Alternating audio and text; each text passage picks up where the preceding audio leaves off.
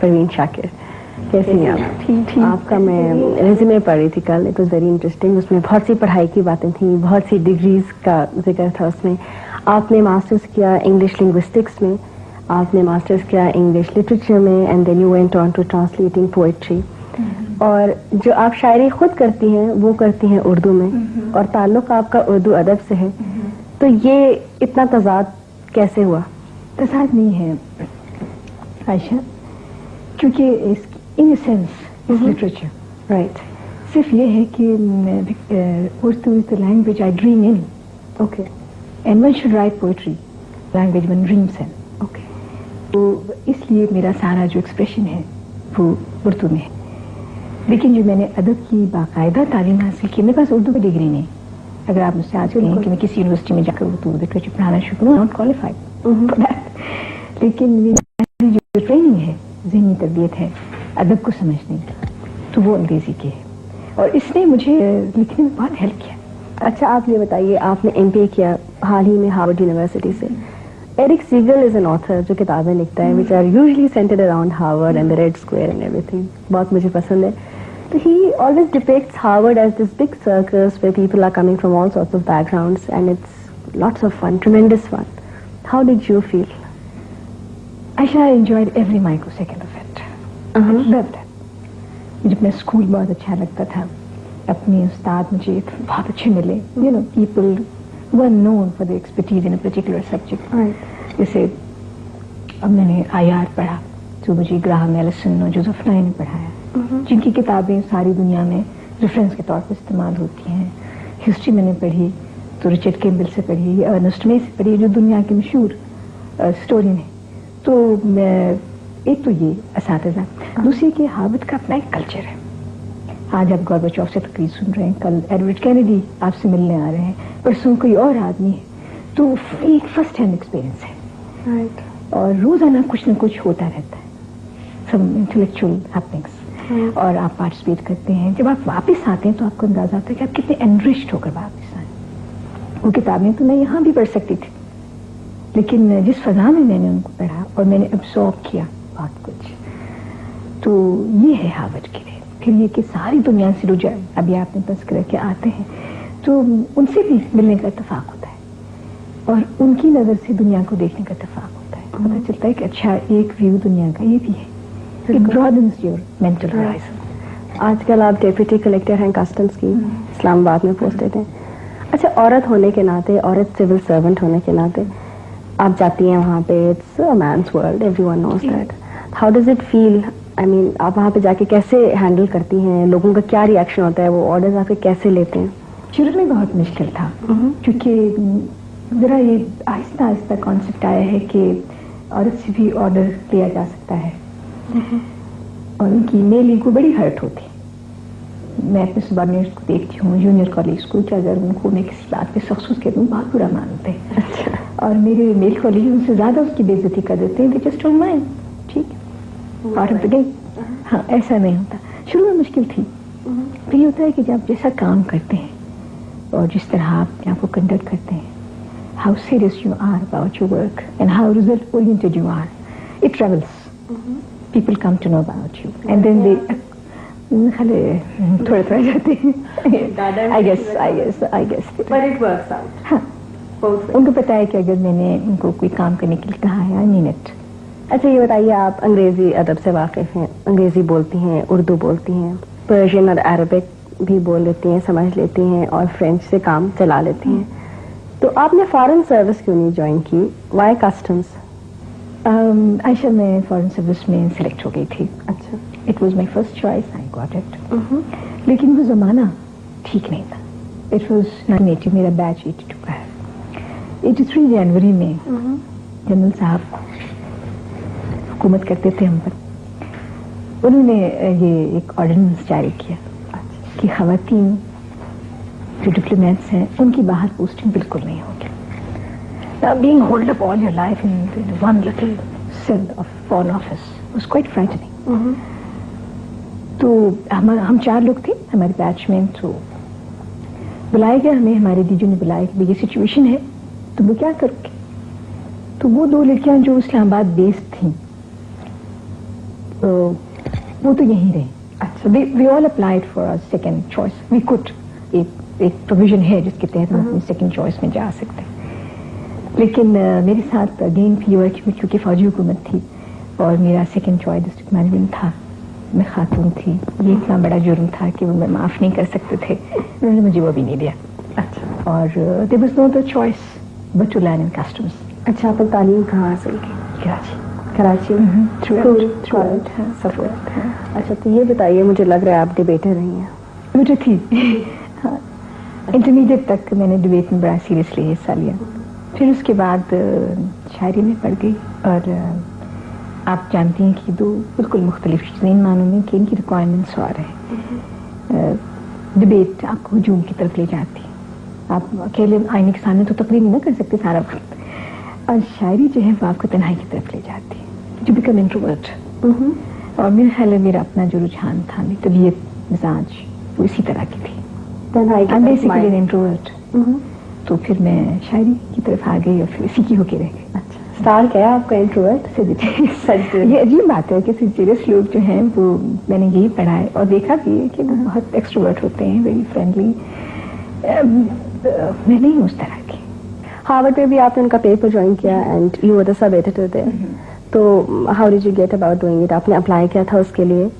ऐसा था कि हमारा जो स्कूल है, John F Kennedy school of government, उनका एक अखबार निकलता है, views in news, Harvard news in views. तो उसके लिए हर साल जब स्टूडेंट्स आते हैं वो स्टूडेंट्स में से एडिटर्स होते हैं.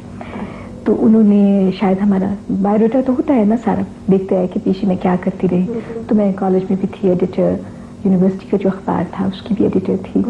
तो इसके अलावा कॉलमिस्ट थी, अभी भी लिखती हूँ. प्रॉबेबली ये सब चीजें देकर and then linguistics and literature and all that, उन्होंने सोचा था कि मैं कोई काम कर सकती हूँ. तो हमारा एडिटोरियल बोर्ड था, वी वर 3 of us. तो मुझे फिर उन्होंने एक दिन इन्फॉर्म किया कि हम आपको ये काम सुपुर्द करना चाहते हैं, would you like to do it? With pleasure. You were overjoyed? Oh yes, I was very happy and I enjoyed it.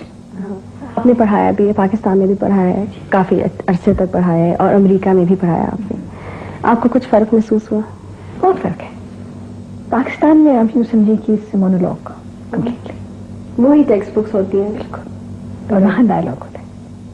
और वहाँ यहाँ ये है कि सवाल और जवाब दोनों स्टाफ को खुद ही देने पड़ते हैं, खुद ही करने पड़ते हैं, खुद ही देने पड़ते हैं. वहाँ ये बात बिल्कुल नहीं. वहाँ ये है कि सवाल वहाँ से आता है and you have to be absolutely prepared to answer it and the answer has to be correct. Right जी, वरना वो पकड़ लेते. बिल्कुल. और वो भी पढ़ के आते. एक और चीज़ है वो ये कि यहाँ तो पता नहीं कौन लोग सिलेबस रिवाइज करते हैं, हमारा मुझे नहीं पता. वो बहुत बुरा है, इंसिपिड. वहाँ ये है कि हम खुद अपनी रिक्वायरमेंट के हिसाब से सिर्फ हमें सब्जेक्ट दे दिया जाता है कि भाई इस मौजूद पे मैं खुद अपना कोर्स मैंने खुद ही तय किया. और ठीक है कि एक कमेटी होती है जो प्रूव या डिसअप्रूव करती है, लेकिन बेसिक जो थिंकिंग है ना वो पूरी आपकी है. उसमें you know how to go about it. आप प्रिपेयर करें और आप इंट्रोड्यूस करें बुक्स भी, रेफरेंस बुक्स भी, टेक्स्ट बुक्स भी. तो एक तो आप टोटली एब्जॉर्ब होते हैं अपने काम में. फिर आपको ये पता होता है कि अच्छा अगर आपने ये सब्जेक्ट इंट्रोड्यूस किया, स्टूडेंट्स का रिएक्शन क्या था, ये क्लिक किया, इसमें इन्हें और इंटरेस्ट हुआ या नहीं, तो अगले साल आप उसको उसमें मजीद तब्दील भी ला सकते हैं. तो ever changing according to the students requirement. तो मुझे तो बहुत मजा आया. अच्छा, अमेरिका में क्या पढ़ाया आपने? सब्जेक्ट क्या था आपका? मुख्तलिफ सब्जेक्ट्स पढ़ाए मैंने. बेसिकली तो यूँ समझे कि ये साउथ एशियन स्टडीज का प्रोग्राम था. और मैं तो यहाँ जॉब कर रही थी. तो ये फुलब्राइट स्कॉलर इन रेजिडेंस प्रोग्राम होता है अमेरिका का, आर्मल फुलब्राइट फाउंडेशन करती है उसको. उनको एक ऐसी खातून की या साहब की तलाश थी जो कि लिटरेचर भी पढ़ा सके और पॉलिटिकल हिस्ट्री भी पढ़ा सकें इस एरिया की, और थोड़ा कल्चर पर भी. तो वैसे ही मैंने तो, हालांकि I was terribly involve with Harvard, लेकिन मैंने वैसे ही इत्तला मिली तो उनके फॉर्म्स मैंने भर के भेज दिए थे. आप उस वक्त हार्वर्ड में थी? No, I was here. You were I was here. लेकिन I was all set for Harvard. In fact मुझे हार्वर्ड 1991 में चले जाना चाहिए था. 90 में I didn't go. I went next year. अच्छा जी. तो आई गॉट सिलेक्टेड. तो वहाँ मैंने फिल्म भी पढ़ाई. अच्छा. या पाकिस्तानी? नहीं, पाकिस्तानी भी. अच्छा. और बाकी हमने 7 मुल्कों की फिल्में चुनी थी. فلمیں جو ہم عام دیکھتے ہیں فلمیں جو ہم عام دیکھتے ہیں. آپ نے پاکستانی کون سی چنی؟ پاکستانی میں دکھانا چاہ رہی تھی مٹھی بھر چاول. اچھا. لیکن اس کے ساتھ پرابلم یہ تھا کہ ایک تو 3 گھنٹے کی مووی ہے, اوپر سے مجھ سے بہت سارے گانے ہیں. اچھا. اور مارک ٹائی بھی بہت ہے, تو اور وہ سب ٹائٹلس نہیں ہیں اس کے. اچھا. تو میرے اسٹوڈنٹس تو سارے دیور آل امیرکن, ان کو تو اردو نہیں تھی, سب ٹائٹلنگ بھی نہیں تھی. تو میں نے پھر they are killing the horse, یہ مشتاق اختر کی ایک ڈاکیو ڈرامہ ہے, 45 منٹس کا, میں نے وہ دکھائی.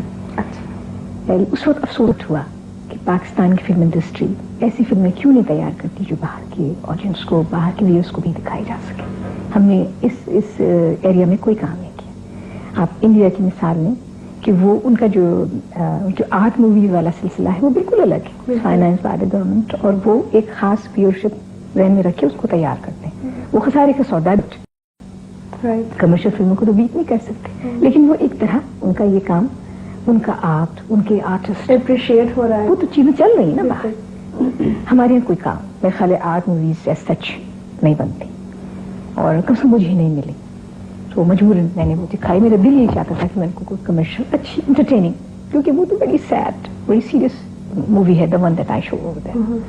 میں اس طرح کی کوئی چیز دکھانی چاہیے, اور یہ ایک بہت ہی بیسک تھیم سے ریلیٹڈ تھی, مٹھی بھر چاول, ایکسپلائٹیشن آف وومن, کہ ایک راجندر سنگھ بیدی کی ناول پر انہوں نے بنایا تھا, ایک چادر میں علی سے, بہت اچھا اس کو سنگیتا نے ڈائریکٹ کیا تھا, اور ویری گڈ مووی, لیکن وہ میں نہیں دکھا سکی. پھر اس کے علاوہ میں نے باقی موویز جو تھیں, کمیلا, زوابا دا گریک, چائنیز کچھ موویز تھیں, یہ ہم نے پورے 7 موویز سلیکٹ کی تھی. پھر میں نے پاکستان, انڈیا اور بنگلہ دیش کی پولیٹیکل ہسٹری یہ میں نے پڑھائی. اس میں نے اس کورس میں تھوڑا سا میں نے شیئر کیا اپنے ساتھ, یہ کو ٹاٹ کورس تھا, اس میں 2 پروفیسرس اور تھے, تو مل کر ہم اکٹھے پڑھاتے تھے. اچھا جی. میرے لیے بالکل ایک نئی چیز تھی, میں 9 سال تک پڑھاتی رہی ہوں, ہمیشہ سولو فلائٹ, سولو پرفارمنس. وہاں یہ بھی تھا کہ آپ مل کر کیسے پڑھاتے, تو آپ کا اسسمنٹ آپ کے کولیگس بھی کرتے جاتے ہیں, آپ کے اسٹوڈنٹس بھی کرتے جاتے ہیں. اچھا. اسٹرکٹ ویجیلنس میں پڑھاتے ہیں, بہت اسٹرکٹ ویجیلنس میں پڑھاتے ہیں. You are being observed all the time. All the time, like a hawk. اچھا, یہ بتائیے اور کیا آپ کے انٹرسٹ ہے؟ میوزک. میوزک کون سا سنتی ہے؟ Semi classical. اچھا. اور وہ بھی زیادہ تر میں انسٹرومینٹل, کیونکہ میرے پاس اتنا وقت نہیں ہوتا, میرے پاس وقت کا بہت مسئلہ ہے, اتنے کام کرنے ہوتے ہیں. تو یہ کہ راگ اپنی پیور فارم میں, یا تھوڑے سے ہم جیسے لوگوں کے لیے جو ہماری ویسی انیشیشن نہیں ہے میوزک کی, جن کے لیے بنائے گئے, روی شنکر کا ستار چل رہا ہو, یا ولایت حسین خان یا امانت علی خان کی کوئی چیز چل رہی ہو, تو میرے لیے, میں سمجھتی ہوں کہ میرے لیے کام کرنا اور آسان ہو جاتا ہے. ریلیکس کرتے ہیں. Of course literature is all time passion. آپ نے پروین کافی ساری کتابیں بھی لکھی. وہ ایسا یوں ہے کہ کتابیں تو 4 ہیں, آپ جانتے ہیں, خوشبو, سطور, کلامی, انکار. اس کا نام ماہ تمام ہے, اور اس میں 4 کتابیں. اب اس کا جو ہوم ایڈیشن ہے وہ بھی آ گیا. اچھا, آپ اپنا کوئی تازہ کلام اگر سنانا چاہیں, I'm sure viewers کو بڑا انتظار ہوگا. میں آپ کو یہ غزل کی کچھ یہ سناتی ہوں. حرف تازہ نئی خوشبو میں لکھا چاہتا ہے, باب ایک اور محبت کا کھلا چاہتا ہے. ایک لمحے کی توجہ نہیں حاصل اس کے, اور یہ دل کہ اسے حد سے سوا چاہتا ہے. ایک حجاب تہ اقرار ہے مانے, ورنہ کل کو معلوم ہے کیا دست سوا چاہتا ہے. ریت ہی ریت ہے اس دل میں مسافر میرے, اور یہ صحرا تیرا نقشے کفِ پا چاہتا ہے.